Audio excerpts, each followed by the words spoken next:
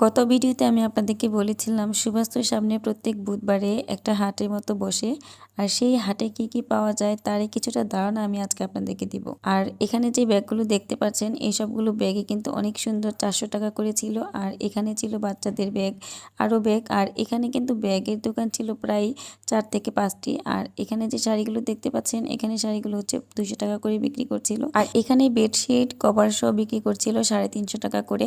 বাসায় রাফ ইউজের জন্য যাদের বাসায় বাচ্চা আছে তারা কিন্তু এগুলো ব্যবহার করতে পারে। আর এখানে প্রত্যেকটা দোকান কিন্তু একটা না, ধরেন একটা বেডশিটের দোকান বা জুতার দোকান, একটা দোকান থাকবে না, 4 থেকে 5টি দোকান থাকে এক একটা আইটেমের। তো 2টা দোকান আমি জাস্ট দেখিয়ে দিলাম। আর এখানে যে বালিশগুলো দেখতে পাচ্ছেন এখানে বালিশগুলো 100 টাকা করে বিক্রি করছিল। আর এখানে দেখতে পাচ্ছেন ছেলেদের জুতা, মেয়েদের তো এখানে জুতার দোকানের অভাব নেই। আর এখানে টপস ছিল মেয়েদের মাত্র 250 টাকা করে। আর এখানে মালাও ছিল।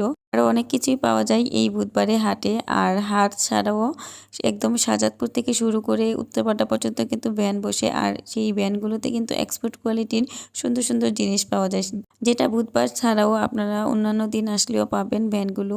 তো আপনারা চাইলে কিন্তু সামনে ঈদ আসতেছে, আপনারা শপিং করতেই পারেন। আর এই বুধবারের হাট কিন্তু সামনে থেকে আর বসবে না, এটা একদম ইনশাল্লাহ ঈদের পরে হয়তো বসবে। মার্কেট বন্ধের দিন যেহেতু বসে, আর ঈদের সময় তো মার্কেট বন্ধ থাকে না, সব সময় খোলা থাকে।